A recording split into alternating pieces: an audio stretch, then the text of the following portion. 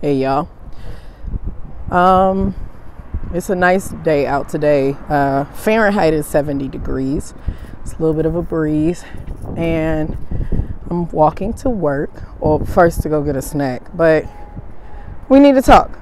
One of the things that you all asked me to make a video about is the process of returning back to America. Now, some people are like, wait, what? You worked so hard to get out there, you're gonna come back to USA? Are you going to Texas? Are you going to California? You can go to another place? Those are a lot of things to decide. Oh my God, I pray that I put my chapstick in this bag so I can see it coming. But where to begin? Not to say that there was anything wrong with being here. I didn't have a fraction of the adversity that some other foreigners have while they are here, and a lot of that is chalked up to the fact that I spent a lot of time paying attention to the culture, not just the music, not just the entertainment, and that made things easier, on top of being able to speak, not fluent, just being able to speak. So that's been important. Suffice it to say, I would be wanting to explore opportunities that allow me to earn more. That's important to me because I'm not a youngin'. I don't have the benefit of being able to go home and be broke. That wouldn't fly. Oh, good, they have one of my salads here with none of the corn on it. If I could pick one reason for why I'd be going back home, it's because corn is on everything. No, but that's important to me, to be able to explore some other opportunities that allow me to earn greater potential, even if I go back to graduate school, which is on the list, honest to goodness. By doing that, if I did that and came back, there's still a cap, an earning ceiling that I would reach very quickly here. Expenses are lower, and that's important, but there's other things I want to be able to do, like have a weekend free to be able to travel somewhere, or not just a weekend, being able to be somewhere for a whole week. That would be ideal, to be on this side and be able to do those kind of things. And currently I am not able because of the way that you are scheduled to work. Hold on, need to pay. So I'm getting a salad from good old Pear's Baguette. And I'm losing my earbud in the process, y'all. It's quite uncomfortable. Make sure not to put her in the camera. Oh, 괜찮아요. 네네네. 감사합니다. 네네. Thank you. 안녕하세요. 네. There we go. So, losing my earbud in the process. Sucks a little bit. I wanted a can of Pringles. I went and got a salad.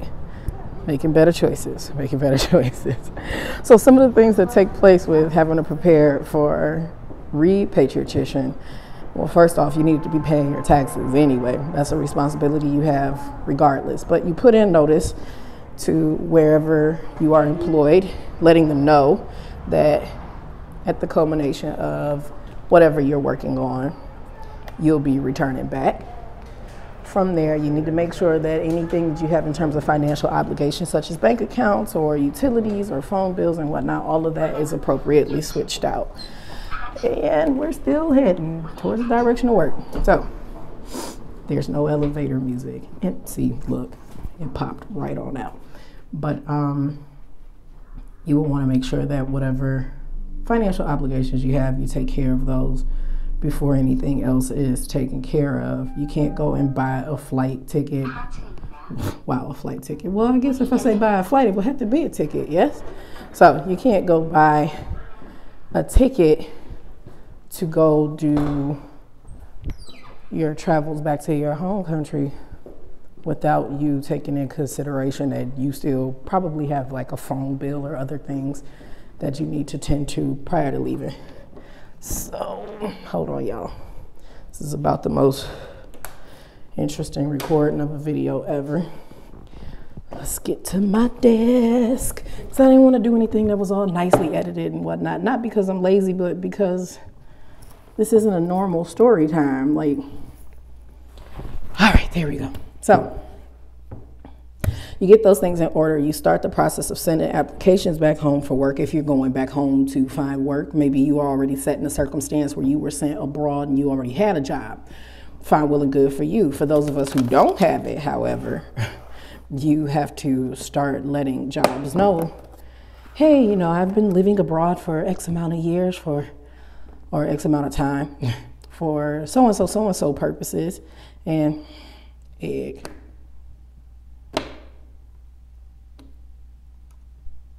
Okay, so I've been abroad X amount of time, and I just want to introduce myself to your company and things. I'm interested in being involved with you on a professional basis. If you're sending these things very, very early out, like I have, it's nowhere close to when your contract ends, but you still want to get on their radar. And if they're serious about you, they'll be looking into your information too. So you do want to keep that in mind. It's also a very wise time, once you figure out that you're going to return, to start getting things in order online for that.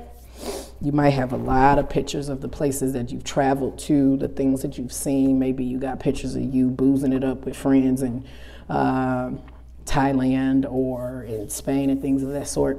There's nothing wrong with having a life. That part is important. But it might not be something that you want to continue publicizing with the rest of the world.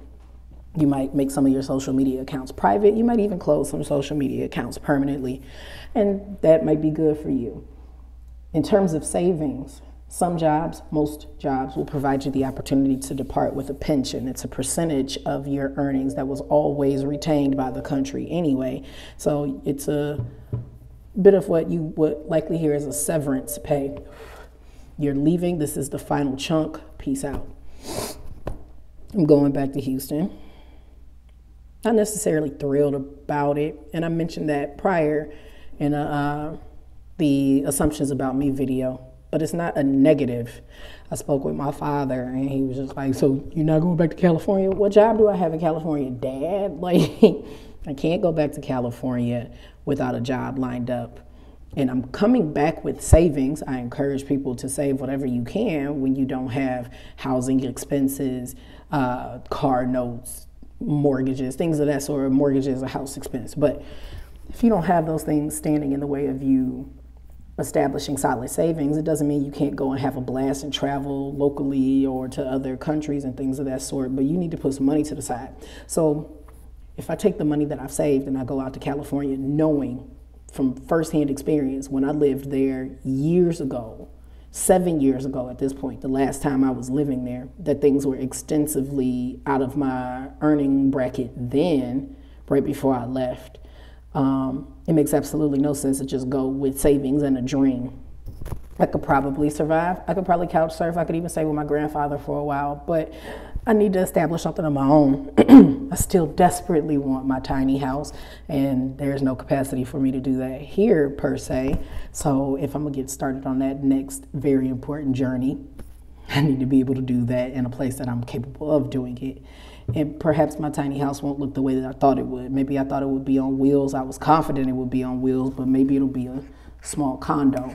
Either way, it's gonna be dope. So being able to do that, being able to earn a little bit more once I get back, to put more in the savings, to be able to reinvest in my business and be able to use it to do what I wanna do later. I have an aspiration of other things.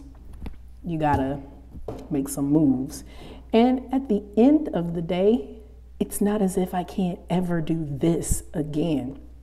I proved to myself that I am bold enough to take the risks to do anything within reason to accomplish my goals. And I don't just back down on them no matter how long it takes.